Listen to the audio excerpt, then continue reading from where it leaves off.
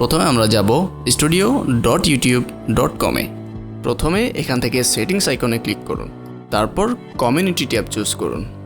Automated filters থেকে আপনি চাইলে নতুন কোনো মডারেটর এখানে অ্যাড করতে পারবেন। অ্যাপ্রুভড ইউজার্স থেকে আপনি যদি কোনো ইউজারকে অ্যাপ্রুভ করতে চান সেটা এখানে অ্যাড করে দিতে পারেন। হিডেন ইউজার্স থেকে আপনি যদি কোনো ইউজারকে হাইড করে রাখতে চান তাহলে এখান থেকে সেটা সেট করে দিতে পারেন। ব্লকড ওয়ার্ডসে আপনি যদি কিছু ওয়ার্ডস সেখানে অ্যাড করে দেন তাহলে আপনার সাথে কমিউনিকেশনে সেই ওয়ার্ডসগুলো ইউজাররা ইউজ করতে পারবে না। সেই ধরনের যদি কোনো ওয়ার্ডস অ্যাড করতে চান তাহলে আপনি এখানে সেটা অ্যাড করে দিতে পারেন।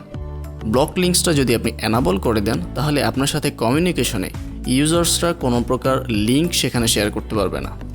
ডিফল্টস ট্যাবে আপনি আপনার চ্যানেলের কমেন্টসগুলোর সেটিংস চেঞ্জ করতে পারবেন। কমেন্টস কি অ্যালাউ হবে কি হবে না, কোন ধরনের কমেন্টস অ্যালাউ হবে কোন ধরনের কমেন্টস অ্যালাউ হবে না, সেই সেটিংসটা আপনি এখান থেকে সেট করে দিতে পারেন।